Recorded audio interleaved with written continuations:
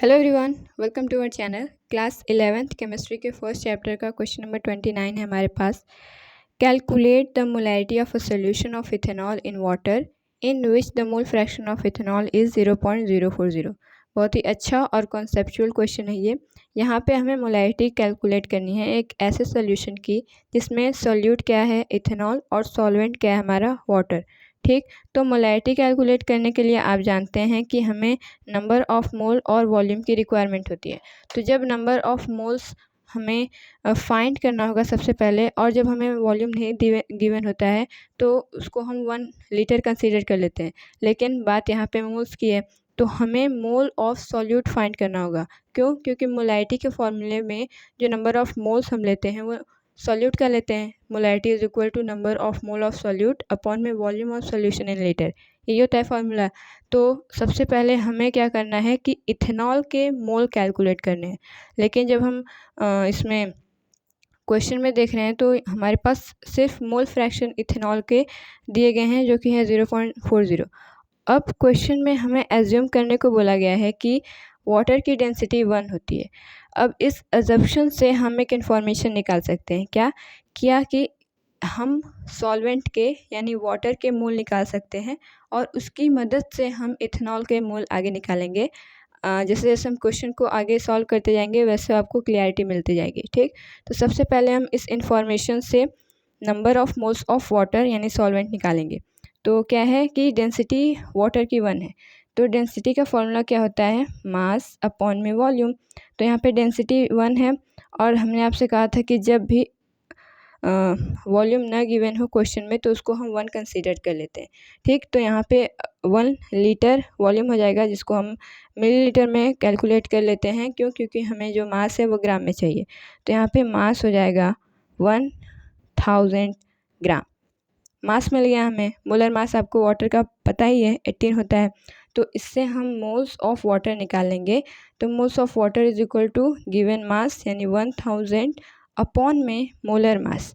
जब हम इसको डिवाइड करेंगे तो ये 5 टाइम्स जाएगा और आगे जब फर्दर आप इसको सॉल्व करेंगे तो ये हमें मिलेगा 55.55 मोल। तो यहाँ पे हमारे पास सॉल्वेंट का मोल निकल गया।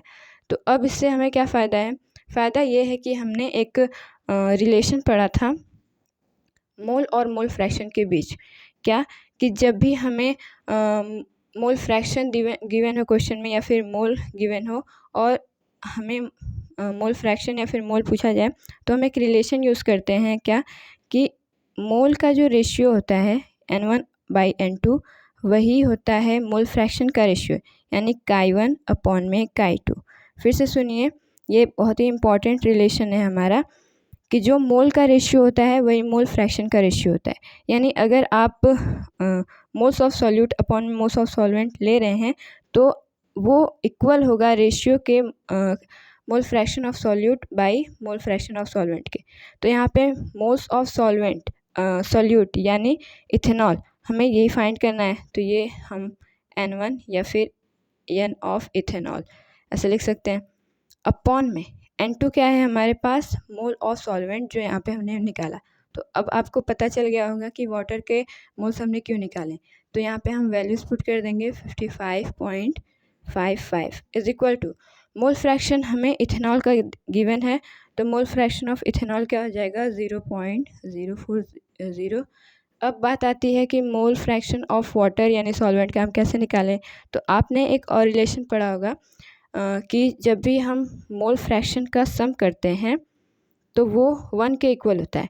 तो अगर हमें किसी भी एक कंपोनेंट का मोल फ्रैक्शन पता हो तो इस रिलेशन से हम सेकेंड का निकाल सकते हैं। तो यहाँ पे हमें मोल फ्रैक्शन ऑफ वाटर चाहिए।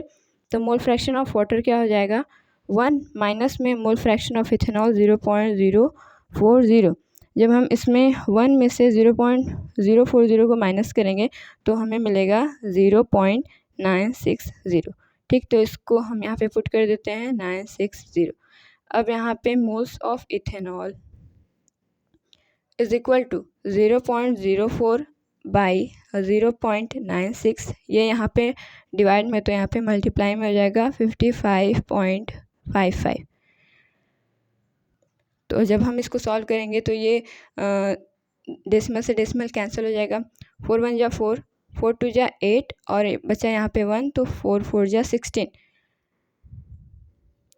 अब आप 55.55 को जब 24 से डिवाइड करेंगे तो ये पहले 2 टाइम्स जाएगा, ठीक, फिर डेसिमल लग जाएगा हमारा, फिर आप फर्दर जब इसको सॉल्व करेंगे तो आपको मिलेगा 2.31 मोल।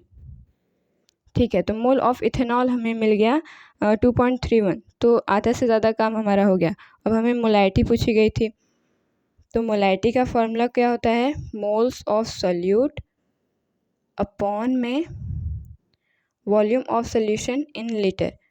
तो जब हमें वॉल्यूम नहीं गिवन होता है तो हम 1 मान लेते हैं, तो मोल्स ऑफ सोल्यूट यानी इथेनॉल का कितना है 2.31 अपॉन में 1, तो ये हमारी मोलारिटी कितनी आ गई 2.31 मोलर।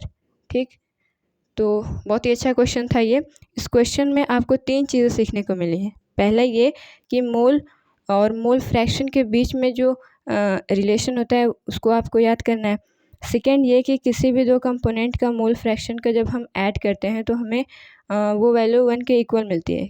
क्यों? क्योंकि जब भी कोई फ्रैक्शन होता है वो हमेशा लेस दैन 1 होता है, तो जब आप उसको ऐड करेंगे तो वो 1 के इक्वल आएगा।